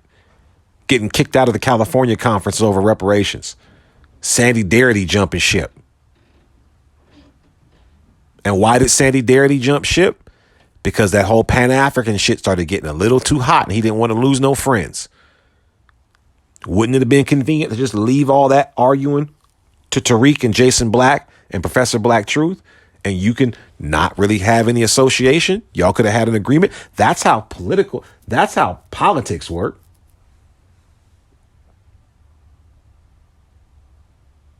Some people got to get their hands dirty. And some people got to keep their noses clean. The woman's been obsessed with Tariq. That's the main reason why she wasn't fucking with Marcel Dixon. It's not like Marcel Dixon didn't want to go on her show. If she felt like he didn't have a snowball's chance in hell, or if he was misguided, she could have had him on the show and broke him down right there. They could have had an intelligent political debate right there. But she was running for him. And the reason she was running from him was she didn't want nothing associated with Tariq. But she's always talking about Tariq. If she would have had that one episode where she responded to his episode, the difference between ADOS and FBA, and she responded and then called that, we could have been moved on. She could have never mentioned his name again. Then every time he mentioned her name, it would have looked like, why is he still bringing this up? But no, she always got to talk about this nigga.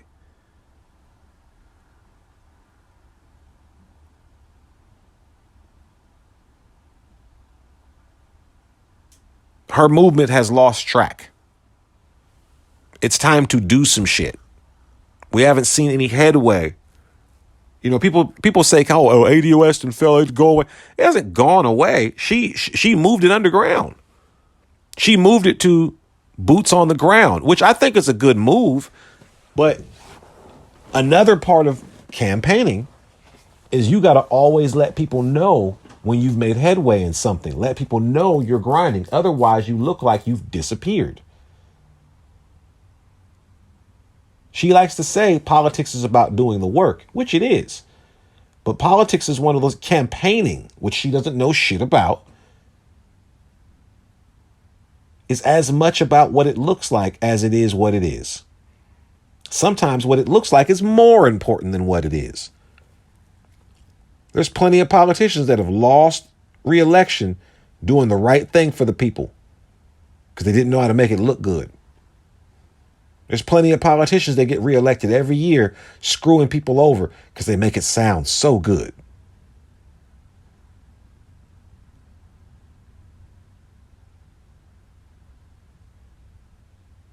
So there's not much you could say about Marcel Dixon. With that, at least he tried, because at the end of the day, that's all anybody's going to say about ADOS unless you turn that ship around. They're going to say, well, shoot, Yvette did try to get some reparations. And then they're going to remember how your whole campaign fell apart. Like damn Stannis Baratheon. Because you was too prideful to make compromises. You was too prideful to make peace with certain enemies. You was too prideful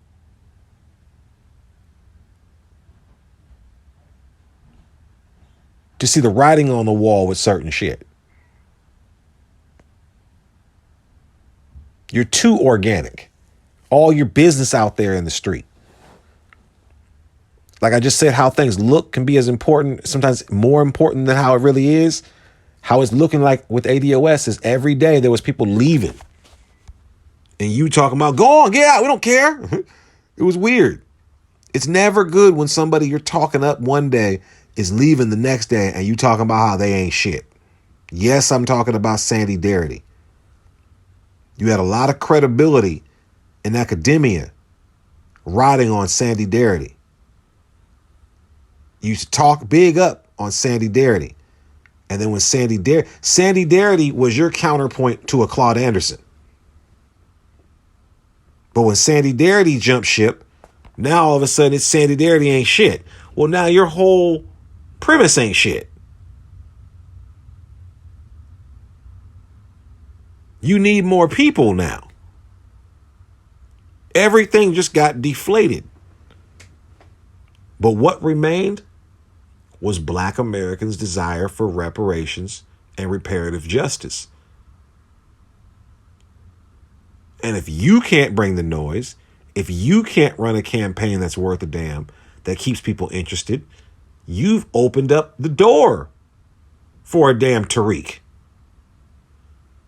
to go, shit, I might as well pick it up and run it from how I know how to run it.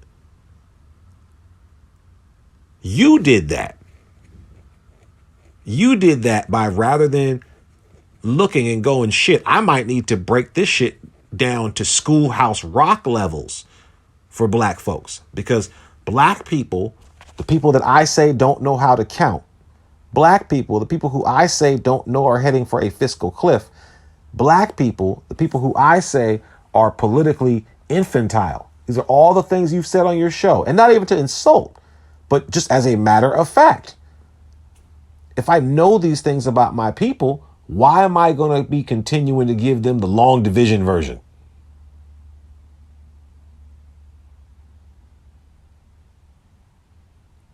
The people who I know tune into this show, thank you for listening, by the way, come here to hear long form politics talk, deep context, buried leads. People come here for that. But if I was trying to make a politics show that reached the masses, or that reached people that weren't interested in politics, I'd keep it short, sweet, and simple to understand.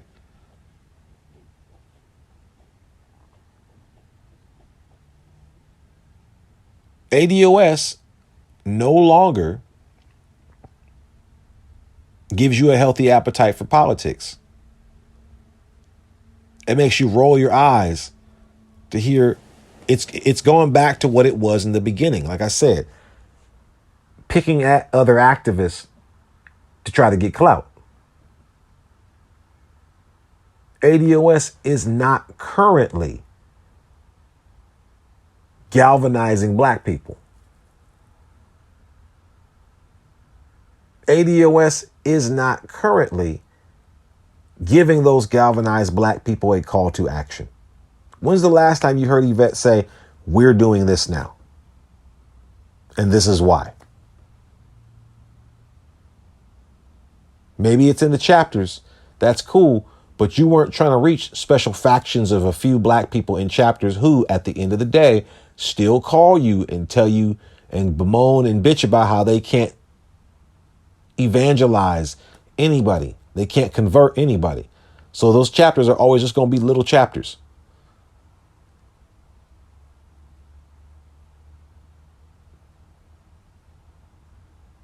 You're not looking at how you got to humble yourself and adjust. You know, in marketing, they focus on the audience and they go, how do we reach this audience? What words do we got to say? They got whole A/B multivariant testing to see if buy one, get one free or BOGO works better, right? You know, this one's half off. Like, everything is about how do we reach this customer? How do we stroke their ego? How do we affect their pride? How do we make them want to get us? And you gonna sit here and just throw some facts on the wall and figure, man, if you niggas ain't with it, y'all gonna find out.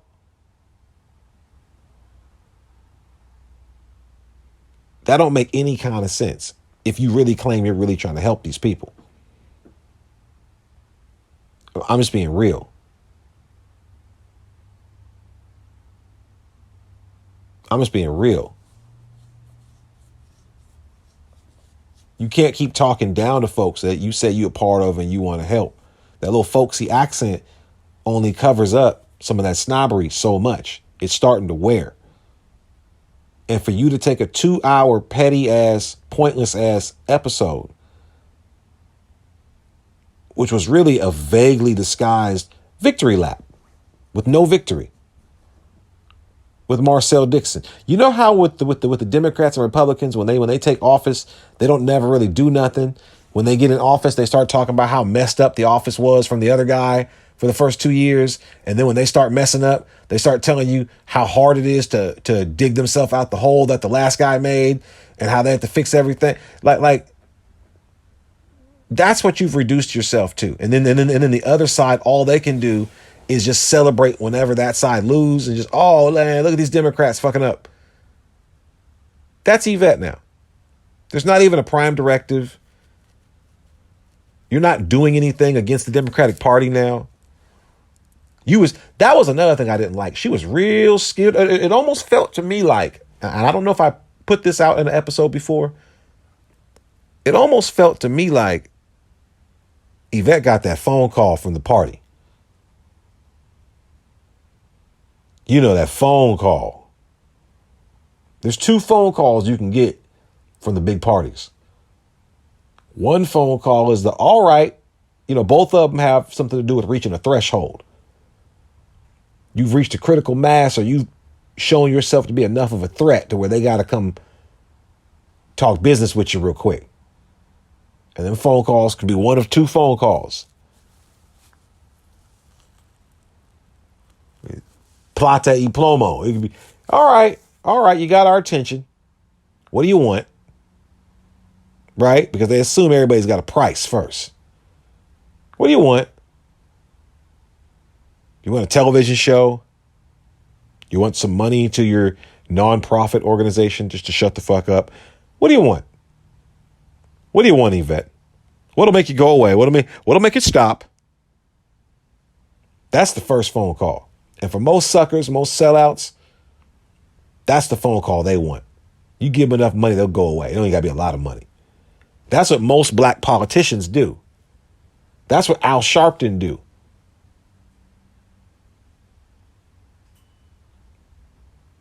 But for as much criticism as I give Yvette, I think she is sincere. And that's why I think she got the other phone call. The one they don't talk about. Like Jimmy Dore said one time, the phone call where the government shows you an angle of the JFK assassination you've never seen before. Right? Like, hey, look, woman, you're causing a lot of problems for the campaign. We need things to go a certain way. We happen to notice that you're walking your dog this morning from 600 yards away from an undisclosed location through this scope, and we'd like you to ease up a little bit.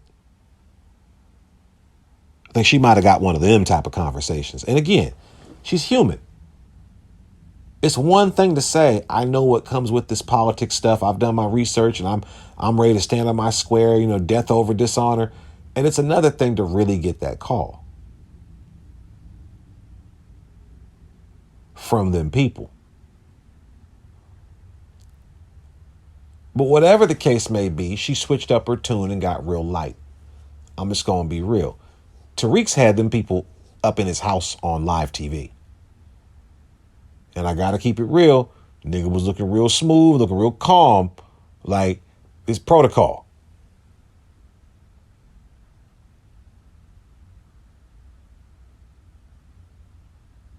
You can't get rattled doing this shit. It's the highest of the highest stakes. MLK got killed over politics. Don't let them tell you it was James Earl Ray. Look at the case in 99. He got killed over politics. Bringing it full circle back to Byron Allen, who was the person that got Coretta Scott King's autobiography, where she was detailing the real reason why MLK got killed, which was he was messing up the politics of the Vietnam War. He was anti-Vietnam War, and that was ruining the war effort. It's a book called Orders to Kill. It tells about how he really got killed and who he really got killed by, and it wasn't no damn James Earl Ray. Right? So I can totally understand why you would change direction.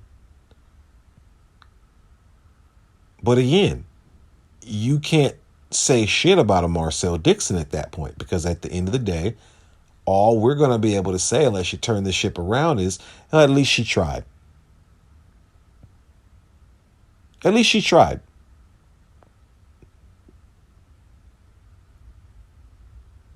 There we are. I mean, did I leave anything out? I think I was pretty respectful. I didn't go in. I didn't say nothing rude about her. But I'm just going to be honest. At the end of the day, you let the whole ADOS campaign unravel because of pride. The thing that ended up shaking you up and making you move off your square was Tariq roasting you. You should have walked up and ate that and kept it moving. You should have pulled a B rabbit from 8 Mile and said, yeah. I'm goofy looking. I'm scrappy. I'm all those things, but that don't got nothing to do with this data. You could have went in. Yeah. I'm weird looking. Antonio Moore's chubby, but you rock with Boyce Watkins. That nigga's a known, confirmed scam artist with Charles Wu's hand up his puppet ass. Now get back to this data.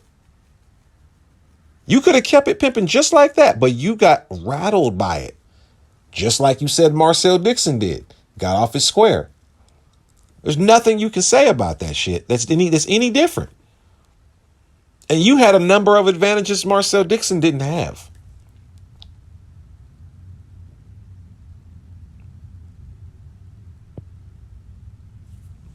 You started getting a little bit too focused on winning favors with white folk rather than doing the very thing you said, which was building your ground with black folk. You build up your power base with black folk, white folk gonna have to come do business with you.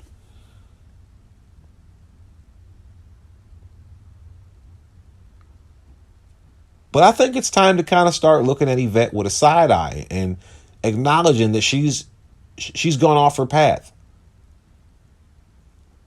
She's like an artist that made a couple of dope ass hits back in the day, but you ain't really heard no fire from them in a while, and they steady talking shit about other artists' music.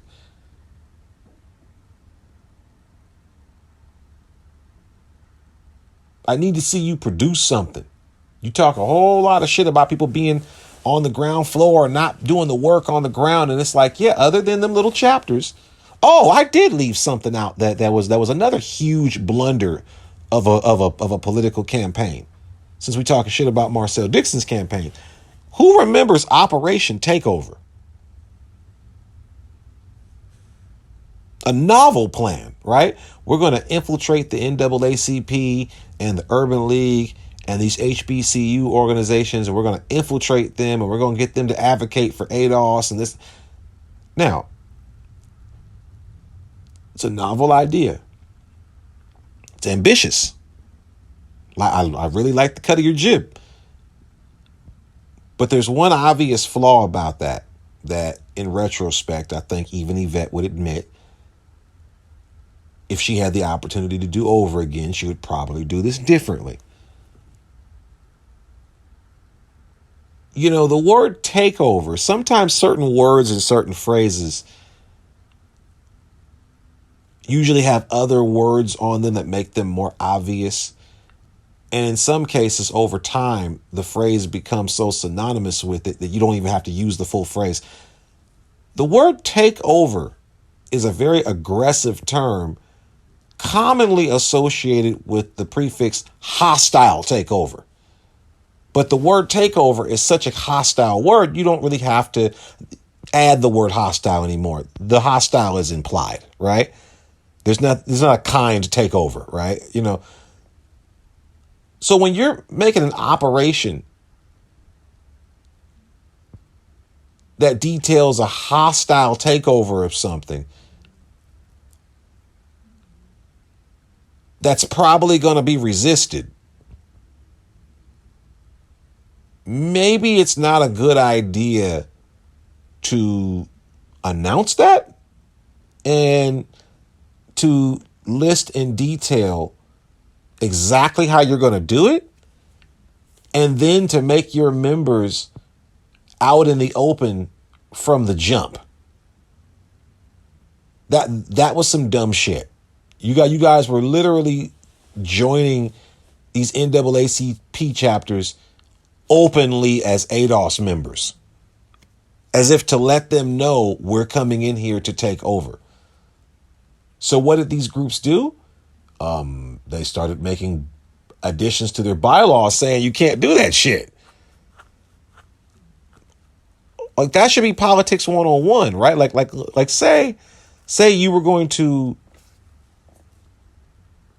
go into a state in order to change the state from one color to another, right? Like, okay, we're going to go into Texas and try to turn it blue. We're going to move all these Democrat people into Texas. You wouldn't openly say that because then they would make rules like you have to be here for at least 5 years. You don't openly come in saying we're coming to take over. That's the dumbest thing you can do. We just got done laughing at the Africans for doing that. Remember Takeover Day, African Takeover Day at the HBCUs? It was like, yeah, we just got done laughing at the Africans for doing that. So how did we think we were going to successfully pull that one off? If you were going to do Operation Takeover, you say that to your people and then you quietly, covertly join these groups and infiltrate them. And you have meetings amongst each other quietly and covertly until you've reached a critical mass or a point to where you have key agents and assets in key decision making or information gathering positions. People with access to critical resources. That's how you would actually pull off an Operation Takeover.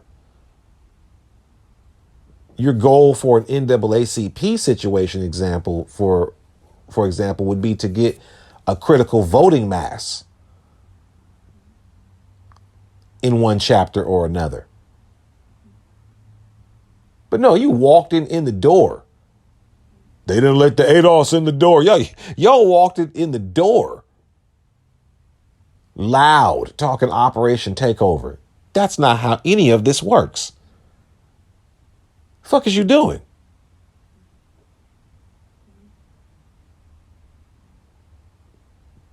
But again, these are the growing pains of an organic organization trying to establish itself, trying to make its hay. Mistakes will be made. But that puts you smack dab in the exact same category as a Marcel Dixon. You don't realize you are Marcel Dixon. ADOS is Marcel Dixon, a nigga who's trying. ADOS hasn't accomplished shit yet. Acting like you got a bunch of ADOS candidates in office somewhere doing some shit. You got like 2 niggas in office and some ombudsman and some shit somewhere. Like, ain't nobody making no real hay yet. Niggas is trying. It's a noble effort. We admire your spirit, but don't get it fucked up to where you looking down on other niggas who's trying. Marcel Dixon wasn't no scam. I could see if it was the nigga from Black Lives Matter with that blue bubble vest coming in here running for some shit. We'd laugh him out of the room. But Marcel Dixon was at least sincere. It wasn't like you'd ask him how he would implement a policy or what he would or what he would lay down as a policy to do what he said he wants, and he get the bubble eyes and I don't know. No, he would actually be able to answer his questions pretty eloquently, very eloquently. But you don't like how he behaved online, which you don't like how his behavior was. Man, I got videotape of Jim Clyburn cussing and talking crazy. Jim Clyburn assaulted a nigga during an interview. You remember when he poked that nigga in the chest and pushed him out the way? Jim Clyburn assaulted a nigga during an interview. So let's not talk about conduct in South Carolina. Jim Clyburn using the F-bomb on the mic at his coon fish fry. Don't even get to talking about conduct. But see, Jim Clyburn had a fish fry. Jim Clyburn's staffers going door to door. That's where the problem was. And that's where the problem is with ADOS. Because ADOS can't convert niggas at the dinner table. So everybody needs to start getting their feet in the ground. Need to start knocking on doors. Need to start putting organizations together that are about actually communicating with the neighborhoods you're trying to take over. But that goes for ADOS too. Because I'm going to be honest. I don't hear niggas talk ADOS no more when they're talking reparations. It's leaderless now. It's just reparations is an idea. And your pride let that slip, Yvette. You need to go grab that shit back and quit playing. Humble yourself and really try to reach your people. And quit focusing on petty bullshit like celebrating Marcel Dixon losing. Signing out.